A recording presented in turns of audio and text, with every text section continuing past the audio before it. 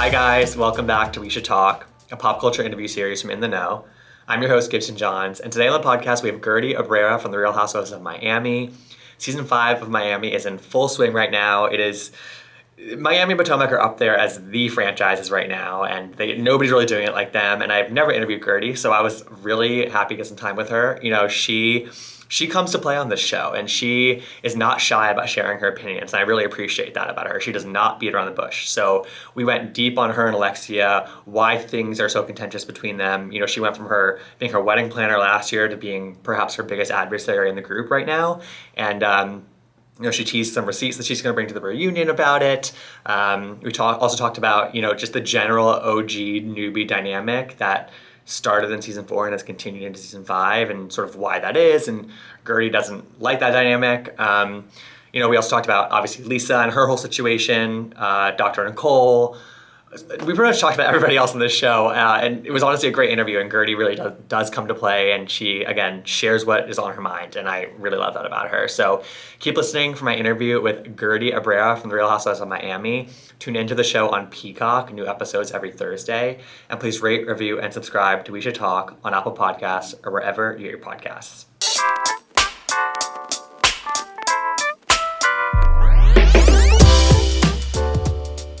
All right, so we are here with Guerdy Abraira from The Real Housewives of Miami. We are in the thick of it in season 5 of Miami. It is doing it like nobody else. Guerdy, thank you for being here. I'm excited to talk to you about it. Thank you for the invitation to spill some tea with you. Lots Absolutely. Of it, and then we were just talking before I started recording. I was like, we got to get recording because the mid-season trailer just dropped like within the last hour. Yes. Literally, my phone is blowing up every time. I'm sure. Bloggers are live. How are you feeling about it? My friend, I don't even know what to tell you. You're in the midst of things, as me being part of the group, but until you see it back on screen and until the reminder of what happened, because we are all traumatized till today about some of the moments, some amazing moments and some not so amazing. So you will see it all play out, but it's a proud moment for us to be able to represent Miami, and we do it Miami style and unlike no other city. That's what everybody says, at least. Absolutely. I mean, I'm on board with that description as well. When you say traumatized, is it like, when something happens to one person, you guys all feel it, or like when you're all together and the bomb drops? Like, talk to me about what that feeling is. Exactly. So, our girls, we can't fake it. We literally talk, natural. We act natural. We're our friends, and we care about each other. And I think that's at the basis of how we react and how we're angry and how we cry for and for each other and at each other. So naturally, the base center big wow spiller is Lisa's divorce, right? But then around that, how the trickle down effect on how it affects me and my relationship, Julia and hers.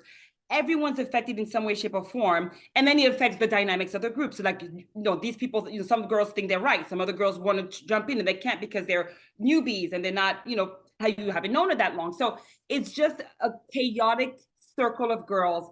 And the thing is that we do care about each other, but it's time for the egos to be set aside and for some people to be told straight, and for things to get back to a level playing field. And that's the base of a lot of these chaotic moments. Totally.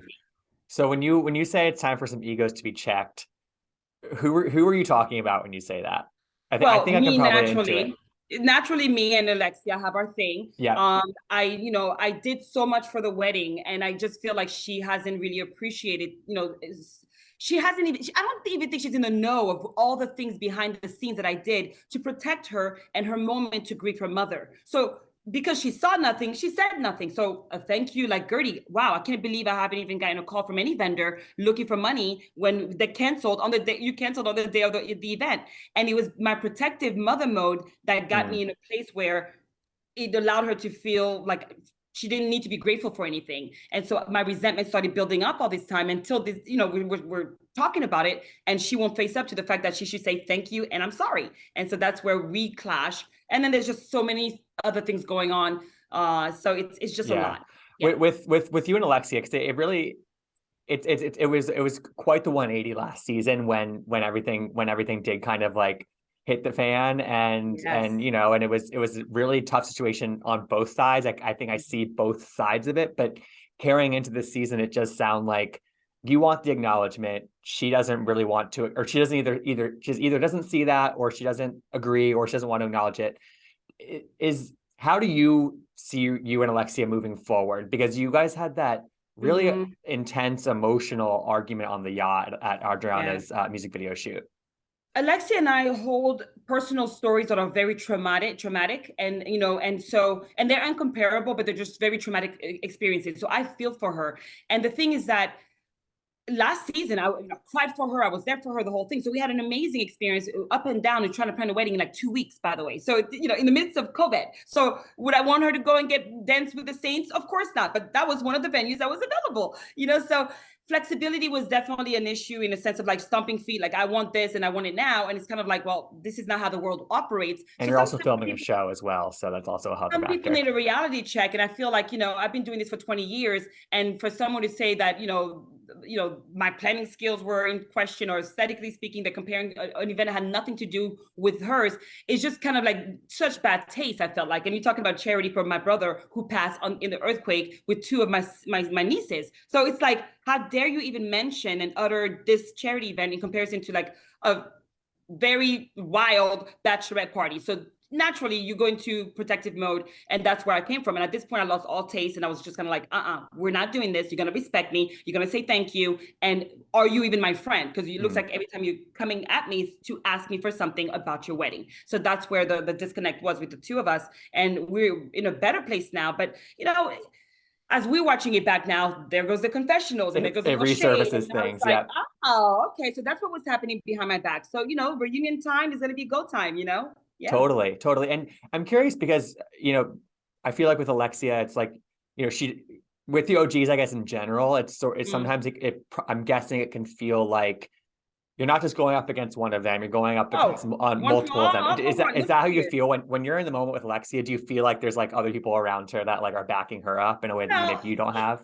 The thing about it is that Alexia's fighting style is through chaos and confusion. So and so the yelling and the whole thing, and the best part about it is that the hypocrisy of it all, in the sense of like, you flap your arms more than anybody amongst us, and you have the nerve to say that I scare you by making my facial expressions because I can move my face. So it was kind of like, what are we doing here? Like, you're looking at yourself, and as you're talking to me, you're talking about yourself. So we're all, culturally different, and we all do all this. A lot of us are from the islands, So I just felt like it was really interesting the way she used it, as if it was an issue, and as if the queen needed me to move over because she can't sit across from me because I just do too much. And that's where it's like, you feel entitled, like you can say things like that to people.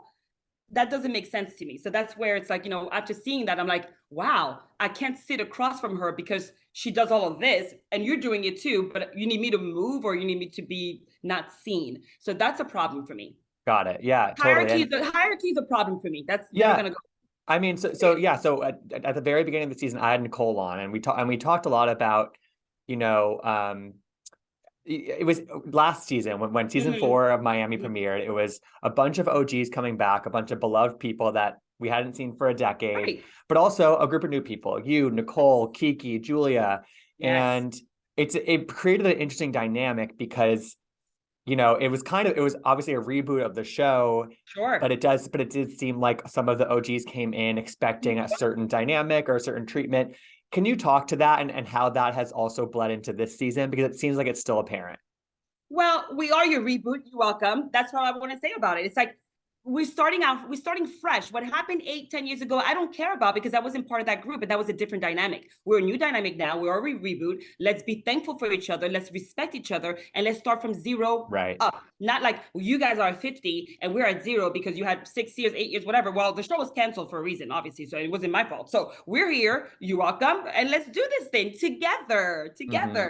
Yeah. So. But why don't you think that they will meet you there in that space? It's a chip on the shoulder. And I think that, yes, of course, they're going to have a bigger fan base from the beginning and the whole thing. So it's an entitlement thing. It's kind of like, oh, we're back now. Okay, now, let's show these girls that they're not going to be, the pecking order. That's what it is. And I've never been a part of it. I never joined a sorority, never wanted to, because I am me and I am okay. And I just feel like I've never felt the way I felt with this group, where it's kind of like very dismissive and the mean girl thing. And I'm just kind of like, It's not going to happen Right. on my Yeah. watch. I have to speak up, you know? Yeah.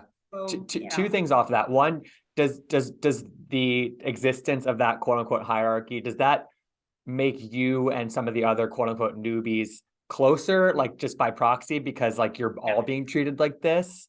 Well, so yeah, so I mean, I think that is in different ways, I think, you know. So for me, the thing specifically, and Alexia, you know, treatment of me personally is just because I was a service provider slash friend. So there was a straddling of two roles, Sure. but I never felt one side of the role. It was always kind of like when she needs something. And the way that she told the story in which I sent her that email, I will explain at reunion, and I have receipts on exactly what happened. And it wasn't just me one day waking up, let me just send her a random email.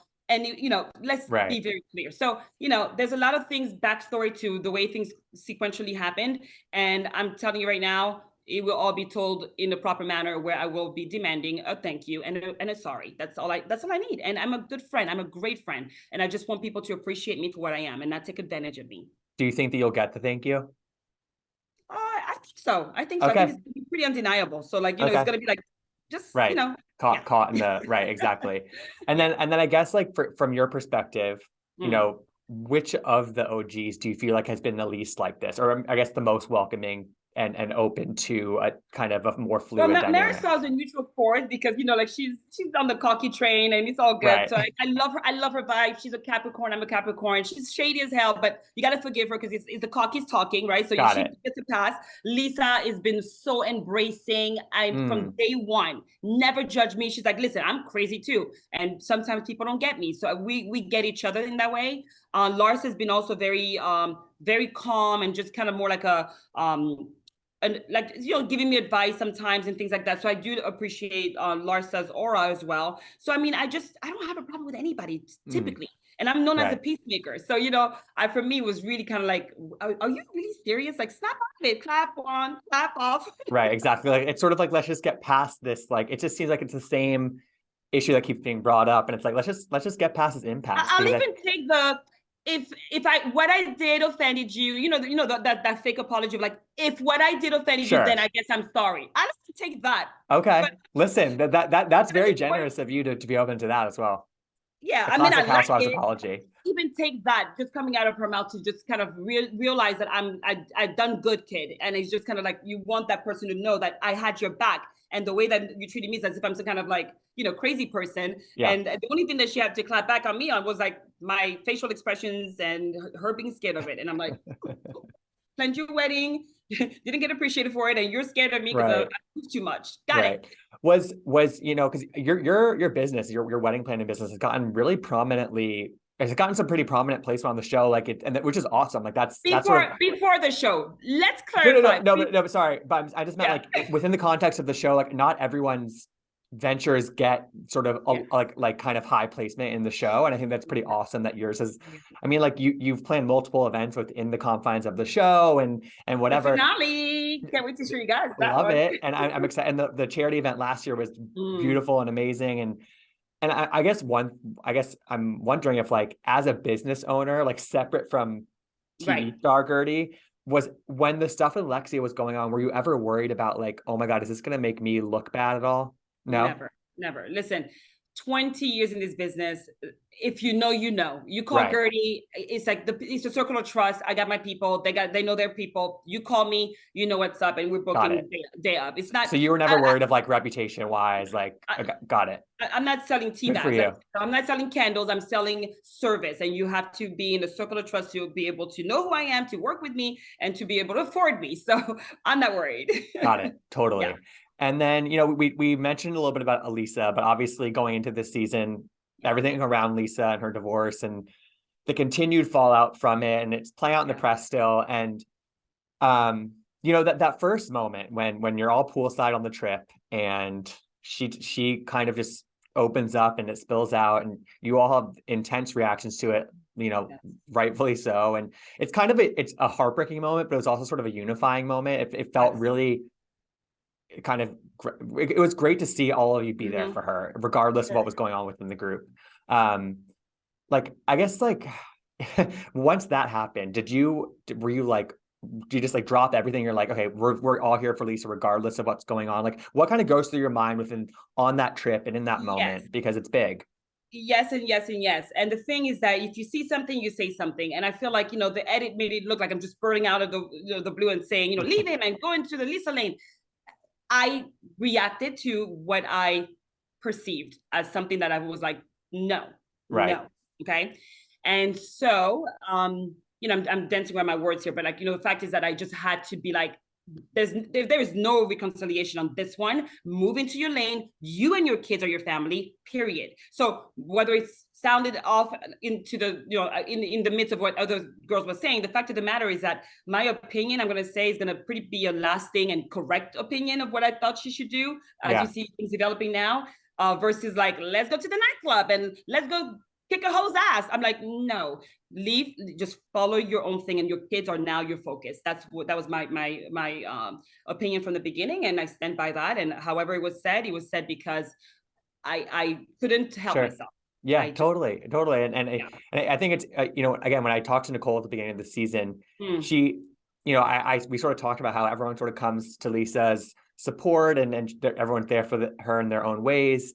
But she also did sort of tease this kind of idea that people are going to get a little bit competitive about who's there for her in what ways. And and by the way, I decided to step back after I realized that this is a competition of who knew who best and who you can't talk. I'm like, I'm not playing this game with you guys. It's only going to affect Lisa, and the focus, it gets defocused. So I literally, you'll see that I don't approach Lisa. I text her. If she calls me, I'll pick up, whatever she needed, but I never was too aggressive over that after that news. I just said to myself, too much, too soon, too going on, and 20 people in her ear. Let me not be one of those people. Right. So to you sort of recognize like, okay, there's a lot of birds chirping. There's a lot of different opinions. Let me step back a little bit and then be 100%. There for her when she needs me. 100%.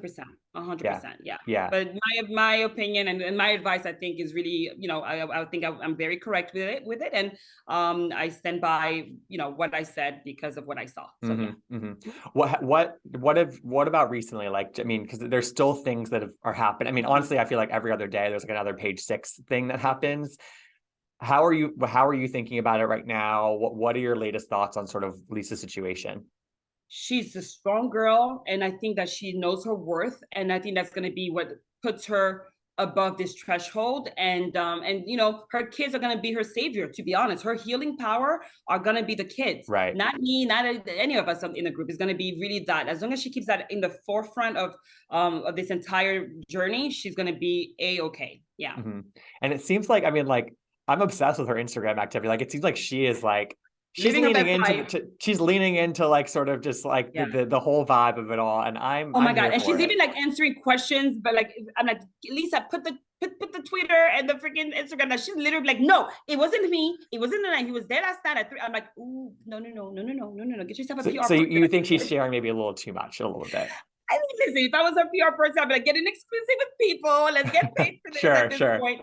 At this point, it's like, just control your narrative and like, but that's just the way I think. Yeah. I'm this business-minded kind of person. Yeah. But, and you sort of alluded to this earlier, but when something like this does happen in a group like this, in this situation where you're filming a show like this, it does sort of make you, and we've seen this on the show from you, it's like it does sort of make you be a little bit more introspective and like, what if this ever happened to me? Like, God forbid, but like, how has the wheel start turning? Like, talk to me about that from your perspective, because it must be pretty wild, to experience that. Russell and I have a sit down for sure. And he's got things to say. I mean, I had to. 27 years with my husband. We're obsessed with each other. Like, we could be in each other's face every day, all day, and be like, okay, what's for dinner? But it doesn't mean that you're happy. Right. You know what I mean? So that's where I wanted to kind of dig in a little bit more and just kind of make sure that I was really kind of, making him happy and him and vice versa. So we have that conversation, and I'm so happy because now you're going to see more dynamic, like me at home. Like last year, it was all planning stuff. So people were like, okay, she's a planner. And what else? This season, finally, it's great. Let's peel back the layers, It's like, I think amazing. That's kind of one of the beauties of being on a show like this, is that like each season you do get to kind of just show different parts of you, and that's amazing. Scary, but it's also very therapeutic. I mean, to be honest, seeing myself on TV, I'm like cringing, like, oh my God. Oh my gosh. And like the French in me, like the cadence of my words go down. So I'm like, what do you want to do about it? Like, and it sounds like I have an attitude. I'm like, no, I didn't mean it. You know, so I'm always having to try to be very mindful of that, you know? Right, totally. But I think it's kind of a great thing that like I think Mm, not everybody in your position right. when things happen in Lisa's life and stuff hit the fan, not everybody would turn around and be like, okay, like is everything good in my situation?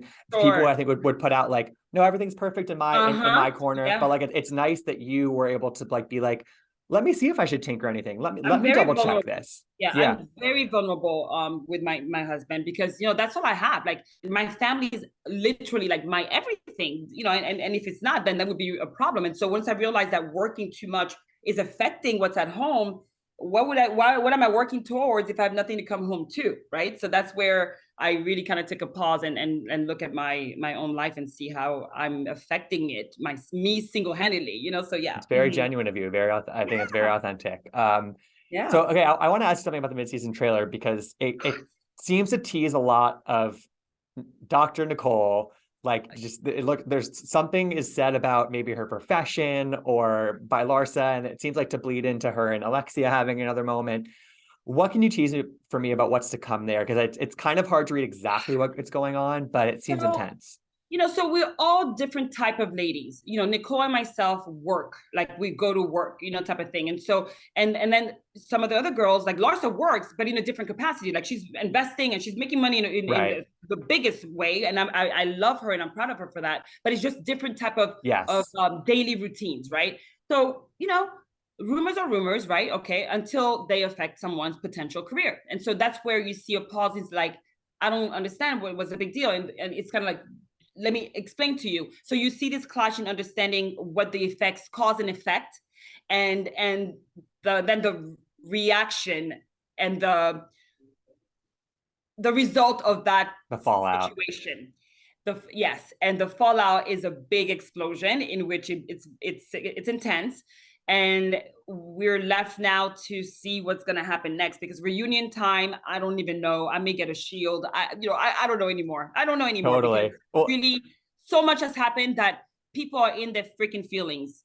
yeah, You know, I'm sure. I'm sure because it's you know, you film the season, you know, things have you yeah. guys go to BravoCon, have a pretty That's fiery it. panel. I was front row at that panel, and Guerdy, it was there were fireworks on that stage, and then you're watching it back and seeing all the confessional stuff. So it's Yeah. like it's all And it's mixed all together. you rewind and you're starting again from state because they're like, oh, they were doing that. Well, I thought that this, but it's so much is going on, and you're only human. Because for me, Yeah. I told myself the confessionals are light shade. Don't look into it. Don't read into it. But then at the end of the day, it's like, but if you didn't mean it, you wouldn't have said it. There's always a truth to some stuff, you know. And I know I'm shady as hell. My confessionals, honey, you know. So The I'm best like, confessionals are this shady. is Come on. happy. This is bad, you know. So what did you say?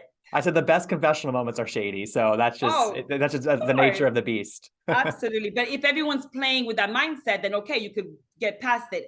But some comments that some people make some people very mad. And it's Mm. like, okay, back to starting, you know, back to zero. And now it's just gonna be a hamster wheel of shit. You don't have to you don't have to tell me who or what, but since this season has aired, have you heard from any of your castmates about like something that you have said, or has anybody texted you or been a little or you know been a little hurt about No, it's something? actually the opposite mainly because you know, again, my like I said, my shade is shady, but it's not like I'm like, you know, it's not deep cut, you know, in a sense. I think that yeah, Larsa for sure, she's very sensitive when it comes to like anything that anyone says. And she says it, Mm. she calls herself petty pippin. So you know, Yep.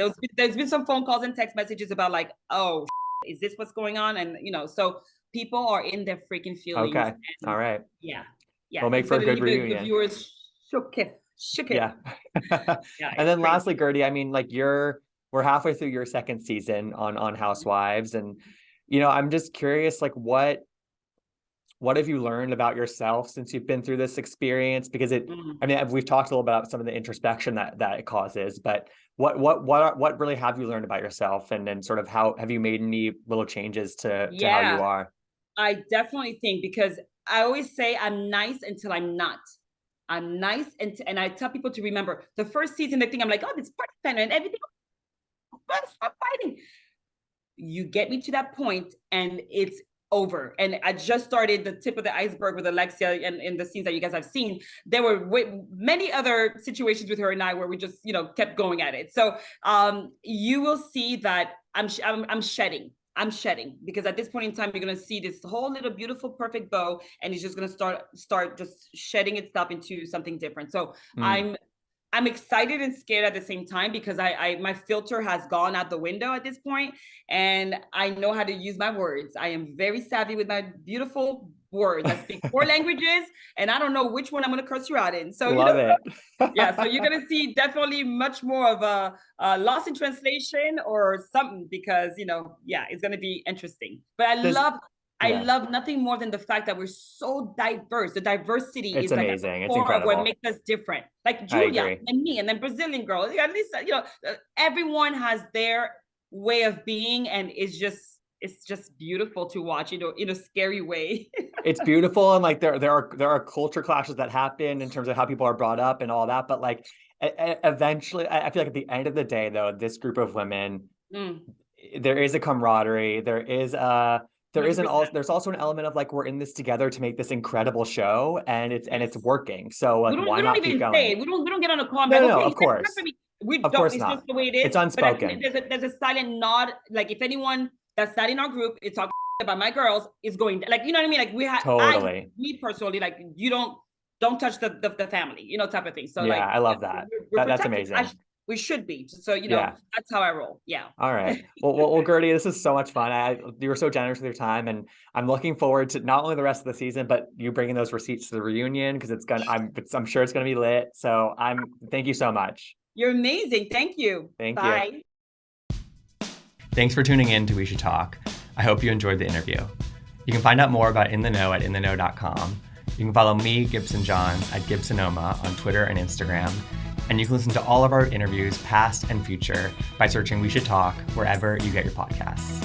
Hope to see you next time.